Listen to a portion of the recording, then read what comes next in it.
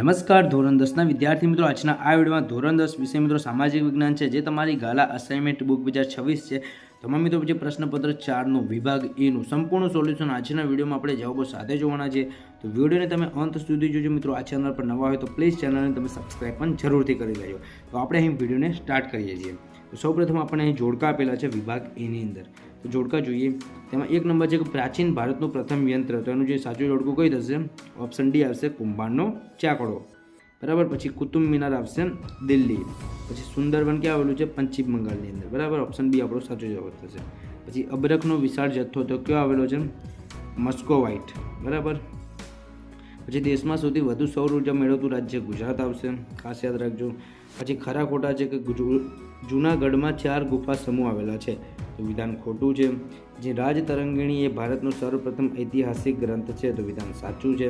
પછી માર્ગ પર સતત વધતી પરિવહનોની સંખ્યા સાથે માર્ગ અકસ્માતોની સંખ્યાઓ ઓછી થઈ છે. તો વિધાન ખોટું છે. જે અકસ્માતોની સંખ્યા વધી છે. બરાબર, આ યાદ રાખજો. જે ગુજરાત સરકારે મહિલાઓ માટે સરકારી નોકરીઓમાં 33% અનામત જોગવાઈ કરી છે. તો વિધાન કેવું છે? સાચું છે. ખાસ યાદ રાખજો. પછી ભારત બિન સાંપ્રદાયિક અને ધર્મનિરપેક્ષ દેશ છે. તો વિધાન કેવું આવશે? સાચું આવશે. ખાસ આ પણ તમે યાદ રાખજો. પછી કેન્દ્ર સરકારે મહત્વના ખાલી જગ્યા સ્થળોને રાષ્ટ્રીય સ્મારકો તરીકે જાહેર કર્યા છે. તો ખાલી જગ્યામાં શું જવાબ આપશે? પુરાતત્વીય.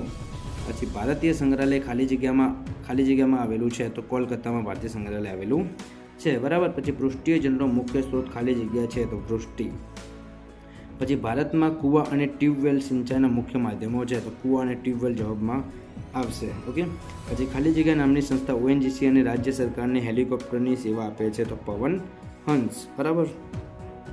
પછી વિકલ્પો છે કે વૈશ્વિક વારસાના સ્થળોની યાદી કોણ તૈયાર કરે છે?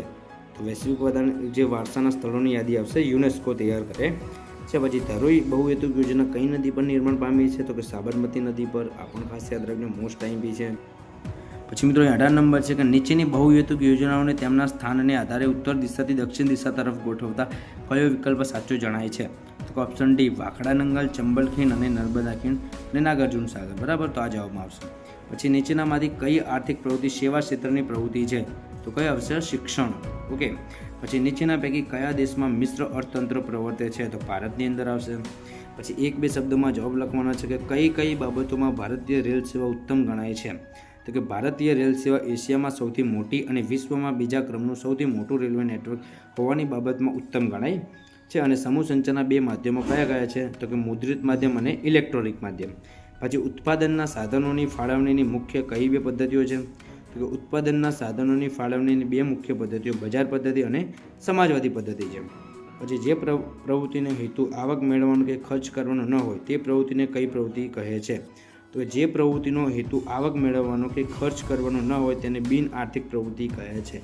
આ પણ મિત્રો મોસ્ટ ટાઈમ બી પ્રશ્ન છે, ખાસ તૈયાર કરી લેજો.